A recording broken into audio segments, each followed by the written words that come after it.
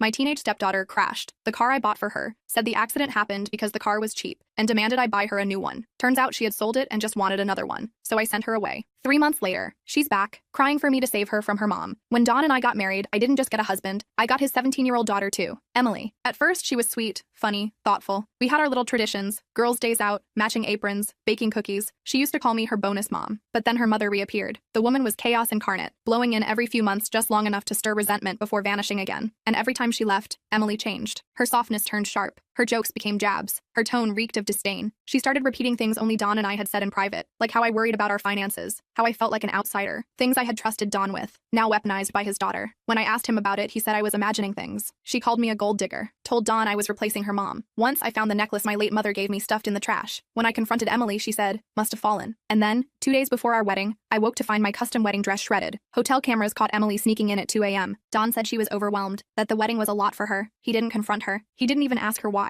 I bought a new dress. It didn't fit right, but I walked down the aisle anyway. Married him anyway. Things got worse. Emily started unplugging the internet during client meetings, left lipstick-stained notes on my mirror that said, wannabe. Once she posted a TikTok showing my family photos with the caption, step witch goals. But just when I was about to give up, she got a job. Said she was saving up for a spring break trip. I saw a flicker of the old Emily. Don and I quietly matched every dollar she earned and put it into an account for her. Then I surprised her with a car, a reliable, lightly used sedan. She'd been walking to work in the snow and I thought, maybe this would prove I cared. She cried when I gave it to her, thanked me, said she was lucky to have me. Then her mother showed up, again. 2 days later, Emily called the car cheap. Said I was trying to embarrass her. Said I could afford something better. Don tried to calm her down, but I noticed he didn't defend me. A week later, she asked for a tattoo. A flaming, broken heart with damaged across it. Don asked for my opinion. I told him she should wait, that it felt like a cry for help. He told her no, and told her I had said so too. Later that night, I found my Mustang keyed. Deep, aggressive lines down the driver's side. Just one word. Cheap. Don said maybe it was a vandal, but come on. A week later, she came home crying, saying she'd totaled her car and the brakes failed. Said, if stepmom wasn't so cheap, I'd still be safe. Don lost it, begged me to buy her a safer one, told me it was the least I could do. I called the insurance company and they said there was no report or claim for an accident. When I confronted Emily, she shrugged. It's my car. What's your problem? Turns out she sold it to a friend. Lied about the accident, lied about the danger, all to make me feel guilty. My problem? I gave her everything. Forgave everything. Stretched myself beyond belief. And every time, I was the villain. Don stared at the floor. Again, silent, useless. That night, I found a pair of my mother's earrings on Emily's desk. She'd wrapped them with ribbon and planned to give them to her mother for Mother's Day. When I asked Don to talk to her, he said, it's just stuff.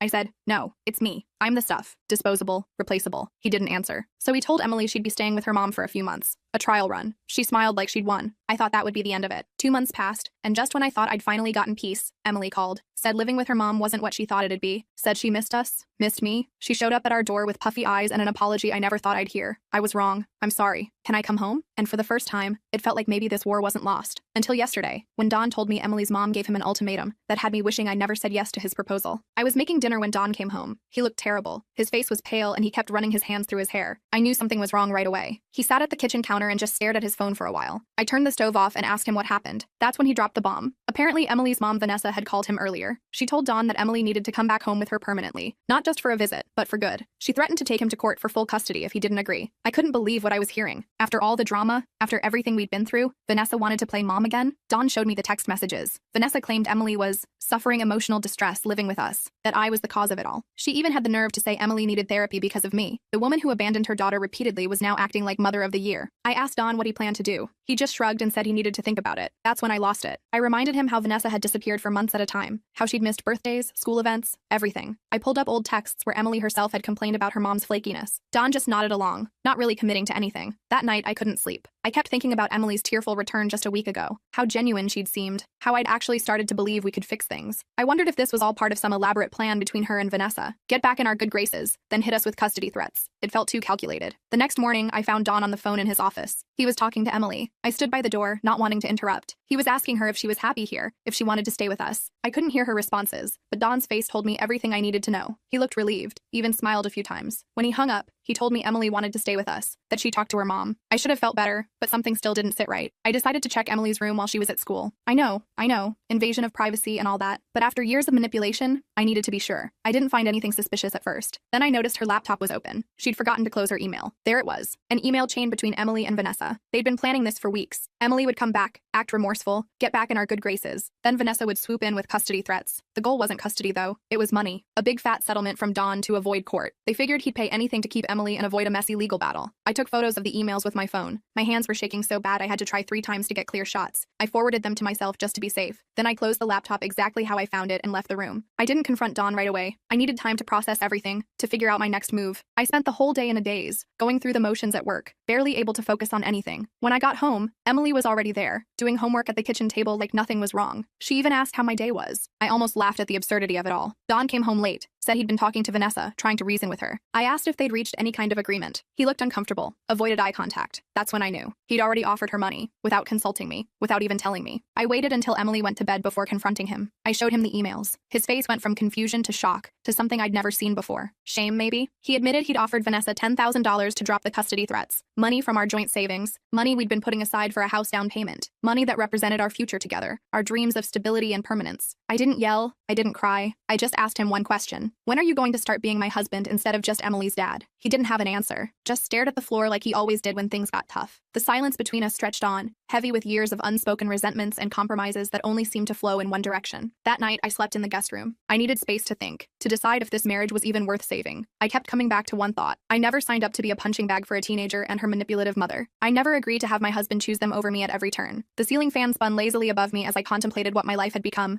and what it could be if I finally chose myself. The next morning, I woke up to Emily making breakfast. Pancakes, my favorite. She was all smiles, asking if I wanted coffee, if I slept well. The performance was Oscar-worthy. I played along, thanked her for breakfast, told her it was delicious, all while knowing exactly what she was up to. Behind her practiced smile, I could see the calculation in her eyes, the same look I'd seen so many times before. Don came down a few minutes later. He looked like he hadn't slept at all. Emily immediately switched her attention to him, asking if he wanted pancakes too. I watched their interaction closely, the way she touched his arm, the way she called him daddy, like she was still 5 years old. It was manipulation 101, and Don was falling for it all over again. I excused myself, said I needed to get ready for work. As I was leaving the kitchen, I heard Emily ask Don if he'd taken care of things with Mom. My blood boiled. I wanted to turn around and confront them both right there. Instead, I went upstairs and got dressed. I needed to be strategic. Emotional outbursts wouldn't help me now. At work, I called my friend Melissa. She'd been through a nasty divorce a few years back and had given me advice throughout my struggles with Emily. I told her everything. The emails, the money, Don's betrayal. She listened without interrupting, then suggested I talk to a lawyer. Not necessarily for divorce, but to understand my options, to protect myself financially at the very least. I made an appointment with her attorney, Russell, for that afternoon. I told my boss I had a doctor's appointment and left early. Russell was straightforward and practical. He explained that since Don had taken money from our joint account without my consent, I had grounds to separate our finances immediately. He helped me draft a letter to our bank and advised me to open my own account right away. When I got home that evening, Emily was out with friends. Don was waiting for me in the living room. He looked nervous, said we needed to talk. I braced myself for another round of excuses, another plea to understand Emily's perspective. Instead, he handed me a check. It was for $10,000, the exact amount he'd promised Vanessa. He explained that after I showed him the emails,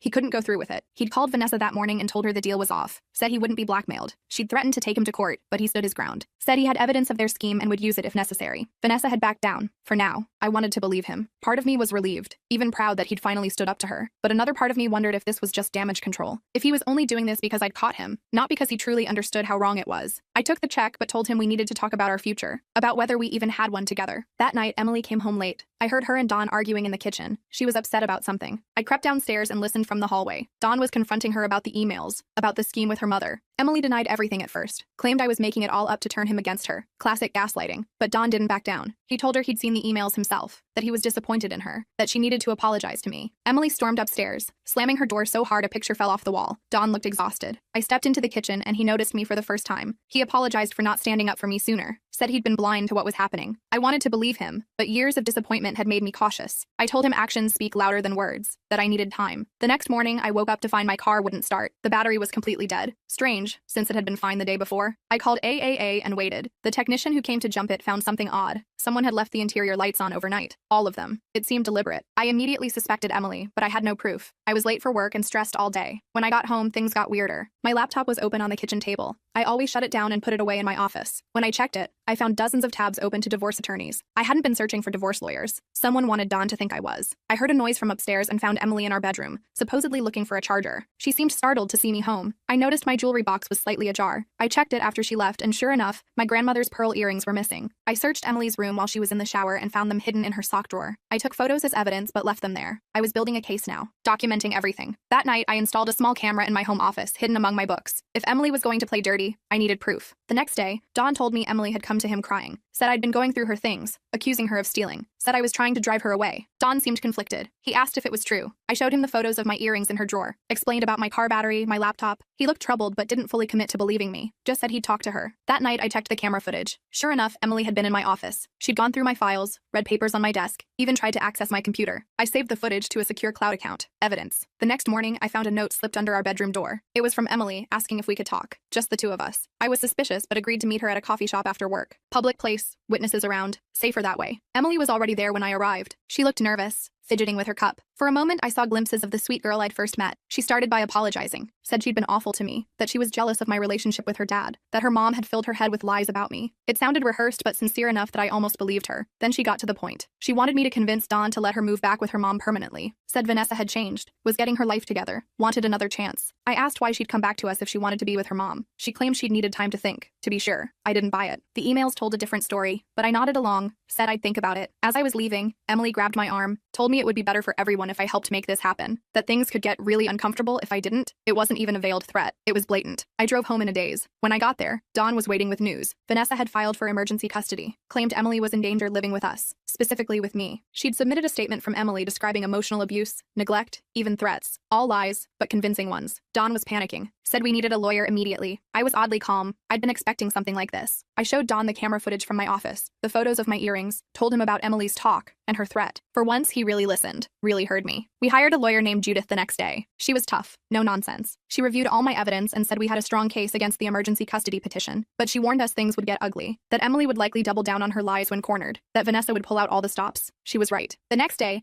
I found my work email had been hacked. Someone had sent inappropriate messages to clients from my account. I spent hours doing damage control, calling clients to explain. My boss was understanding but concerned. I knew it was Emily. Had to be. But proving it would be nearly impossible. That night, I heard Emily on the phone in her room. She was talking to someone, laughing about how the plan is working perfectly. I recorded it through the door. More evidence. When I played it for Don, he finally seemed to fully grasp what we were dealing with. His face hardened in a way I'd never seen before. He looked determined, angry even. The next day, Don did something that shocked me. He called Emily's school counselor, a woman named Lauren who'd known Emily for years. He explained the situation and asked if she'd noticed any concerning behavior. Lauren confirmed what we suspected. Emily had been spinning elaborate stories about me for months, had claimed I was abusive, controlling, even violent. All lies designed to build a case against me. Lauren agreed to provide a statement about Emily's history of manipulation and lying. It was a breakthrough, a neutral third party who could vouch for my character and call Emily's credibility into question. I felt a glimmer of hope for the first time in weeks. That evening, Emily came home with a bruise on her arm, a big, ugly purple mark. She made a show of hiding it, wincing when Don asked about it. When pressed, she claimed I'd grabbed her during an argument, said it happened that morning before school. Don looked at me, confusion and doubt in his eyes. I felt sick. I hadn't even seen Emily that morning. She'd left for school before I woke up. I denied it immediately, reminded Don I'd been at work all day. Emily stuck to her story, even crocodile tears streaming down her face. I suggested we check the security camera at the front door. We'd installed it after the car keying incident. It would show exactly when she left that morning. The footage clearly showed Emily leaving for school at 7:15 a.m., no bruise visible, wearing a short-sleeved shirt. I'd left at 8:30. There was no interaction between us. When confronted with this evidence, Emily claimed the bruise happened the night before, changed her story completely. Don finally saw the manipulation for what it was. That night, Don slept in our bed for the first time in days. He apologized for doubting me, for not seeing the truth sooner, said he'd been blind because he couldn't bear to think his daughter was capable of such calculated cruelty. I understood. It's hard to accept that someone you love could be so deliberately hurtful. The next morning, we met with Judith again, showed her all our new evidence. She was impressed with our documentation but warned us that the custody hearing was still going to be challenging. Vanessa had hired a sleazy but effective attorney named Walter,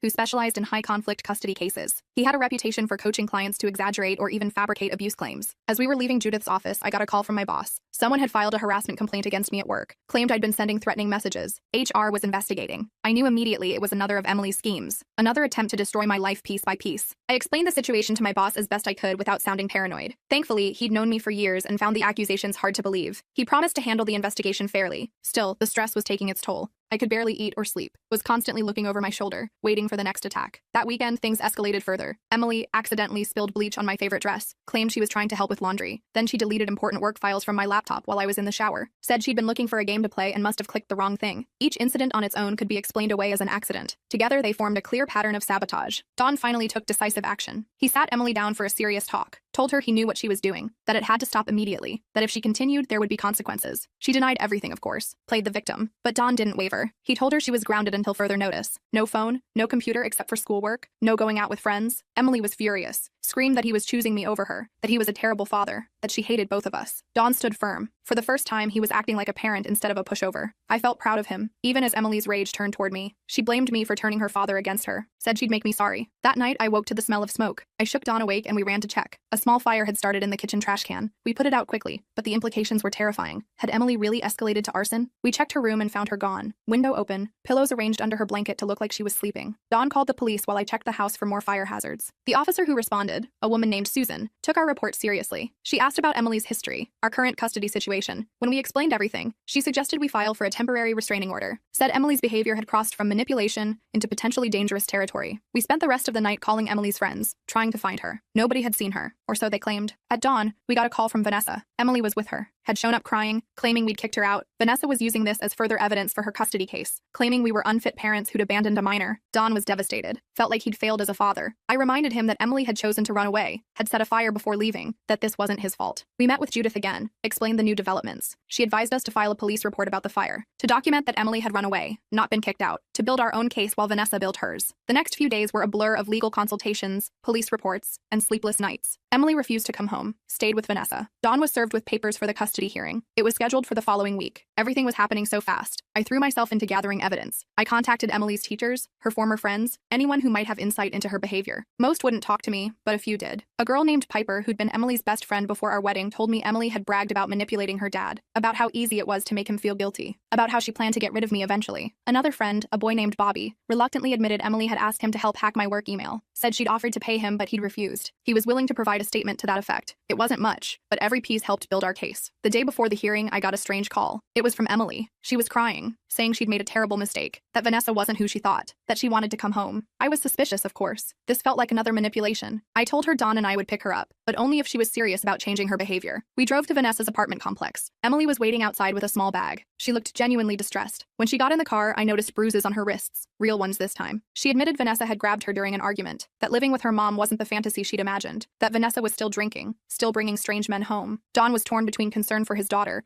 and suspicion of another con. I suggested we take Emily to the emergency room to document the bruises. If she was telling the truth, we'd need evidence. If she was lying, the medical examination would reveal that too. Emily agreed immediately, which surprised me. Maybe she really was telling the truth this time. At the hospital, a doctor named Jerry examined Emily's injuries, confirmed they were consistent with someone grabbing her forcefully. Emily gave a statement to a social worker, describing Vanessa's behavior in detail, how she'd been coaching Emily to lie about me, how she'd promised Emily a percentage of any settlement they got from Don, how she'd turned violent when Emily said she wanted to drop the whole thing. It was a complete reversal of everything that had happened before. The custody hearing was less than 24 hours away, and suddenly our star witness against us was switching sides. I didn't know whether to believe Emily or not. Her tears seemed genuine, but I'd been fooled before, many times. That night, Emily stayed in her room. Don and I talked for hours about what to do, whether to trust her latest change of heart, whether to use her new statement against Vanessa at the hearing. It felt like we were playing chess with a grandmaster, always several moves behind. In the morning, as we prepared to leave for court, Emily asked to speak with me alone. Don was reluctant, but agreed. Emily looked me in the eyes, something she rarely did when lying, and apologized, not just for recent events, but for everything, for the wedding dress, for the keyed car, for the stolen jewelry, for all of it. She admitted Vanessa had been manipulating her for years, playing on her insecurities, her fear of abandonment. I wanted to believe her, wanted to think the sweet girl I'd first met was still in there somewhere, but I'd been burned too many times. I told her actions speak louder than words, that real change takes time to prove. She nodded, said she understood, asked if she could still come to court with us, said she wanted to tell the truth for once. As we drove to the courthouse, I couldn't help wondering if this was just another act, another manipulation, another trap. But for the first time in a long time, I also felt a glimmer of hope. Maybe, just maybe, we'd finally reached a turning point. Maybe the war wasn't lost after all. We pulled into the courthouse parking lot 20 minutes early. My stomach was in knots. Emily sat quietly in the back seat, fidgeting with her phone case. Don kept checking his watch every 30 seconds like it might suddenly show a different time. None of us wanted to be the first to get out of the car. I spotted Vanessa's red SUV pulling in a few spots away. She got out wearing this ridiculous outfit, like she was going to Sunday church instead of a custody hearing. All proper and put together. Nothing like the chaotic mess I knew her to be. A skinny guy in a cheap suit followed her. Must have been Walter, her attorney. That's her, Emily whispered from the back seat. She doesn't know I'm coming with you guys. Don turned around. You sure about this, Em? You don't have to testify if you're not ready. I watched Emily's face carefully, looking for signs of deception, but she just nodded and grabbed her bag. I'm sure, Dad. I need to fix what I broke. We walked into the courthouse together. Judith was waiting for us in the lobby, looking sharp in her navy pantsuit. Her eyebrows shot up when she saw Emily with us. I quickly explained the situation while Don checked us in at the front desk. This changes things, Judith said, pulling me aside. If Emily testifies about Vanessa's manipulation, it strengthens our case considerably, but the judge might see it as coaching or coercion on our part. I hadn't thought of that. She came to us voluntarily. We have hospital records from last night documenting her injuries. Judith nodded. Good, that helps. But be prepared for Walter to paint this as a last-minute ploy. We were directed to a small courtroom on the second floor. Vanessa was already inside, whispering furiously with Walter. When she spotted Emily with us, her face went through about 5 different emotions in 3 seconds. Shock, anger, confusion, calculation, then this weird fake concern. "Emily!" she called out, rushing over. "Honey, what are you doing with them? Are you okay?" Emily stepped behind me slightly. "I'm fine, Mom. I'm here to tell the truth." Vanessa's eyes narrowed at me. "What did you do to her? What did you say?" Before I could respond, the bailiff called for order. We took our seats on opposite sides of the room. The judge, an older woman named Judge Greer according to the nameplate, entered and called the case. Walter went first, painting this dramatic picture of me as the evil stepmother. How I'd alienated Emily from her mother, how I'd been emotionally abusive, how Don was too weak to protect his daughter from my reign of terror. It was so over the top I almost laughed. Except nothing about this situation was funny. Judith was calm and methodical in response. She presented our evidence chronologically. The wedding dress incident, the keyed car, the stolen jewelry, the faked accident with the car I bought her, the emails between Emily and Vanessa planning the extortion scheme. With each piece of evidence, I watched Vanessa's face get redder and redder. Then came the bombshell. Judith called Emily to testify. Walter objected immediately, claiming we'd coerced her. The judge overruled him but said she'd be watching for signs of coaching. Emily took the stand looking nervous but determined. She started by admitting everything she'd done to me. Every manipulation, every lie, every act of sabotage. She explained how Vanessa had encouraged her behavior, promised her money if they could get Don to pay up. She told me if I made life miserable enough for them, Dad would pay anything to make it stop, Emily said, her voice shaking. She said we could split the money and move to Florida. Walter tried to paint Emily as confused, as being manipulated by us now instead of before, but Emily stood firm. She showed the judge her bruised wrists, explained how Vanessa had grabbed her when she said she wanted to come home. "I was wrong about my stepmom," Emily said, looking at me. "She tried so hard with me, and I was awful to her. I believed all these things my mom said about her, but none of it was true." The judge asked Emily several direct questions, about why she'd changed her story, about whether anyone had pressured her to testify, about what she wanted to happen now. Emily answered everything clearly, without the dramatic flair she usually employed. When it was Vanessa's turn to testify, things got weird. She denied everything at first, said Emily was lying, that I'd brainwashed her. But Judith was ready. She presented printouts of the emails between Vanessa and Emily, phone records showing they'd talked for hours right before Emily's accidents and accusations, bank statements showing Vanessa had already spent some of the money Don had initially offered her. Vanessa cracked under the pressure, started contradicting herself, first claiming she never asked for money, then saying she deserved compensation for emotional distress. The judge wasn't buying any of it. After about 3 hours of testimony, Judge Greer called a short recess to review all the evidence. We sat in the hallway, not talking much. Don held my hand tightly. Emily sat across from us, looking exhausted. "I'm sorry," she said suddenly, "for everything. I know that doesn't fix it, but I am." I nodded, not quite ready to forgive her completely. Why the change of heart? Really? Emily looked down at her hands. When Mom grabbed me like that, it scared me. And I realized I was becoming just like her. Manipulative, mean, using people. I don't want to be that person. Don put his arm around her. "We've all made mistakes here, Em. Me especially. I should have protected both of you better." When we were called back in, Judge Greer didn't waste time. She denied Vanessa's petition for custody, ordered her to stay at least 100 yards away from our home, recommended therapy for Emily to deal with the manipulation she'd experienced, and most surprisingly, she referred Vanessa's case to the district attorney for possible charges of contributing to the delinquency of a minor and attempted extortion. Vanessa lost it, started screaming about how unfair it all was, how we'd rigged the system against her. The bailiff had to escort her out. Walter just packed up his briefcase and left without a word. Guess he knew a lost cause when he saw one. Outside the courthouse, I felt this weird lightness, like I could finally breathe again after months of holding my breath. Don hugged me tight, whispering thank you over and over in my ear, for sticking with him, for fighting for our family, for not giving up when it would have been easier to walk away. The drive home was quiet but not tense. Emily asked if she could start seeing a therapist right away, said she wanted to understand why she'd been so easily manipulated, why she'd wanted to hurt me so badly. I told her we'd find someone good. That night, after Emily went to bed, Don and I sat on the porch swing, the same one where he'd proposed to me 3 years earlier. He took my hand, apologized again for not seeing what was happening. "I was so afraid of losing her that I almost lost you," he said. "I won't make that mistake again." I believed him, but I also knew we had a long road ahead. Trust doesn't rebuild overnight. Neither do relationships. I told him we needed couples counseling, boundaries with Vanessa, and clear consequences if Emily ever pulled anything like this again. The next few weeks were challenging. The court victory was just the beginning of our healing process. Emily started therapy with Dr. Sean, a psychologist specializing in family dynamics and teen behavior. Don and I began couples counseling with Dr. Marcus, who helped us establish healthier communication patterns and boundaries.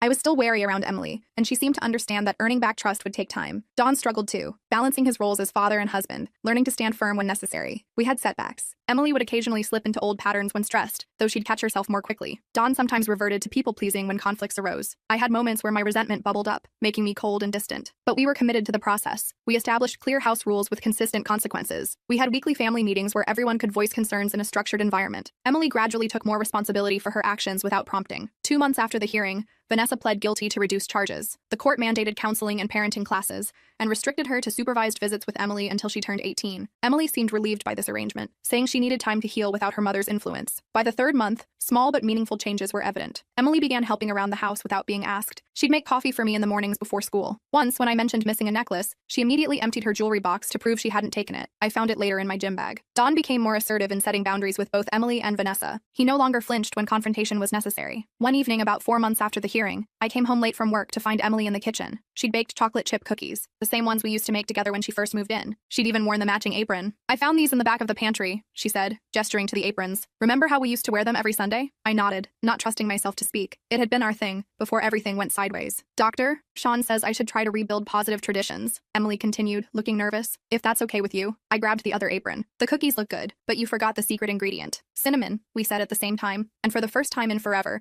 we both genuinely smiled. Don found us like that when he got home, covered in flour, laughing about some dumb joke. The look on his face was worth all the drama we'd been through. Pure relief. Like maybe, just maybe, his family wasn't broken beyond repair. We weren't magically fixed. Emily still had moments of attitude, especially when she was tired or stressed. I still had trouble trusting her completely. Don still sometimes tried too hard to please everyone, but we were trying, actually communicating instead of just reacting. Vanessa eventually completed her court-mandated programs. She began supervised visits with Emily once a month. These were tense at first, but gradually became more productive as Vanessa worked through her own issues. Emily maintained healthy boundaries during these visits, something Dr. Sean had helped her practice. 6 months after the hearing, we were sitting at dinner when Emily announced she'd been accepted to State University, about 2 hours away. Close enough to visit, far enough for independence. Don immediately started worrying about dorm safety and meal plans. I caught Emily's eye across the table and we both tried not to laugh at his dad panic. "I was thinking," Emily said, interrupting Don's safety lecture, "maybe we could go shopping for dorm stuff together? Just us girls?" She was looking at me, not Don. It was the first time she'd specifically asked for time with just me since everything happened. "I'd like that," I said, and I meant it. The night before Emily left for college, she knocked on our bedroom door. Dawn was in the shower. She handed me a small box wrapped in newspaper. "It's not much," she said, looking embarrassed, "but I wanted you to have it." Inside was a keychain, a simple silver one with a small charm that said, "Bonus Mom." I remembered the first time she'd called me that, how special it had made me feel. "I know I can't fix everything I broke," she said quietly, "but I'm trying, and I'm grateful you didn't give up on me, even when I gave you every reason to." I hugged her, this complicated girl who'd put me through hell but was trying so hard to find her way back. "That's what family does," I told her. "We don't give up." The next morning, we loaded up Emily's stuff and drove her to campus. As we helped her set up her dorm room, I realized something important. I wasn't in a custody battle anymore. I was just in a family. A messy, imperfect, real family. And somehow, against all odds, we'd made it through.